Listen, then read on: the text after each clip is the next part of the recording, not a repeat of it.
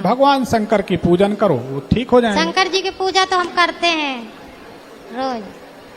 करती हैं आप? हाँ, तो शंकर जी का जल पीती होंगी, घर में छिड़कती होंगी, पीते हैं और घर में छिड़कते हैं। तो कभी सुखी नहीं रहोगे। हाँ, वो अरे शिवर वाले कोई महाराज तो बताए, बताते हैं। अरे कोई बताए, जो बताता उसको खुद ज्ञान नहीं है। शिव पुराण उठा के देखो ना, 500 रुपए का शिव पुराण मिलता है। तो वो तो बोल रहे थे उसी में लिखाया है, ऐसे ही बताते हैं। शिव पुराण में लिखा है हाँ, कि जल छिड़कना चाहिए। हाँ, तो एक बात बताओ, आप लोग बड़े ध्यान से सुनना, सब लोग, एक दुष्प्रचार समाज में चल रहा। अगर भगवान शंकर का जल घर में छिड़क कर उस पर अपन चल सकते हैं, अगर ये अनुमति शास्त्र देता है, बात निकली तो हम बोल रहे हैं, हमको किसी से मतलब नहीं। अगर ये संभव है तो शंकर जी की पूरी परिक्रमा क्यों नहीं की जाती? जवाब देगा कोई?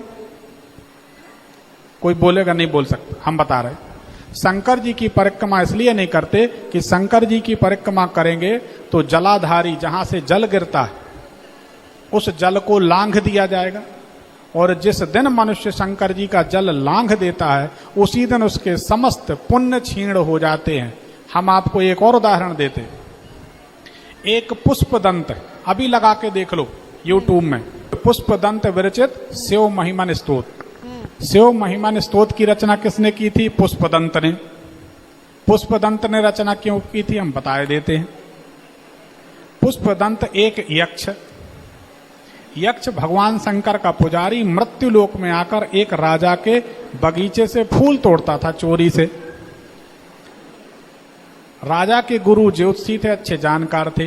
जब वो थक हार गए, पुष्पदंत को नहीं पकड़ पाए, तो बगीचा के चारों तरफ भगवान शंकर का जो निर्माल्य है, निर्माल्य कहलाता है भगवान को चढ़ी हुई फूल बेलपत्री, भगवान का चढ़ा हुआ जल पंचामृत, उसको चारों तरफ फैला दिया।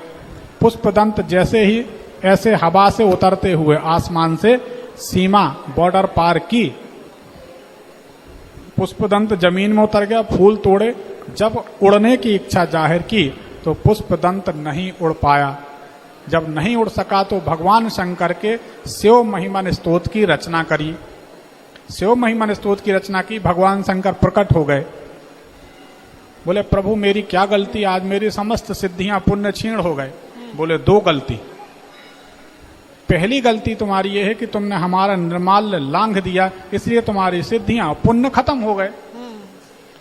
बोले दूसरी गलती तुम ये करते हो कि चोरी के फूल चढ़ाते हो, चोरी के पुष्प हमें स्वीकार नहीं। अपनी मेहनत से अपने पैसे से जो भी इंतजाम कर सको करो, चोरी का माल हमें पसंद नहीं। बोले प्रभु अब क्या करें? बोले हम आशीर्वाद देते हैं लेकिन दोबारा इस बगीचे में आके चोरी मत करना। तो भगवान शंकर का निर्माल्य लांघने के बाद जब पुष्पदंत की समस्त सिद्धियां पुण्य क्षीण हो गए, तब शिव महिमन स्तोत्र की रचना पुष्पदंत ने की थी। ये घटना सत्य है, पुराणों में लिखी है, आप लोग पढ़ सकते।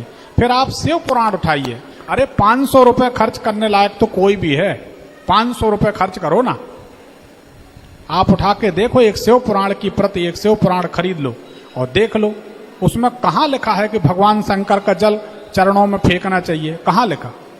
अगर ऐसा होता तो शंकर जी की पूरी परिक्रमा होती। जलहरी जहां से जल निकलता है उसको लांघते नहीं हैं। जब जलहरी से निकला हुआ जल लांघते नहीं है मंदिर में, तो मंदिर में जो कर्म नहीं कर सकते वो घर में लाके चरणों में छिड़केंगे, जूते चप्पल पहन के चलेंगे, क्या होगा समाज का? दूसरी बात हम आपको बता दें सबको, भगवान शंकर की चढ़ी हुई सामग्री खाने से चंड और मुंड के क्रोध का सामना करना पड़ता है। भगवान शंकर के चढ़े हुए फूल बेल पत्री मेरी सलाह मानो मत खाया करो, सब गरीब हो जाओगे। बिल्कुल नहीं खाया करो। अपने अपने प्रचार प्रसार के लिए कोई कुछ भी बताता, शिव पुराण उठाकर देखो,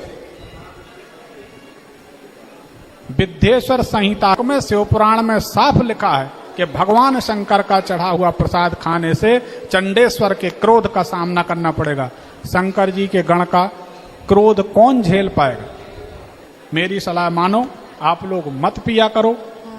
शिव जी का जल सूंघ लिया जाता है, आंखों में लगा लो, माथे पर लगा लो, त्रिपुंड लगा लो, ये चलेगा, परंतु घर में मत छिड़कना। शिव जी का जल लांघना नहीं और शिव जी का जल पीना नहीं। साफ लिखा है पुराण में, अब लोग नहीं बताते अपने फायदे के लिए, तो भाई भगवान शंकर जाने, बताने वाले जाने और पीने वाले जाने।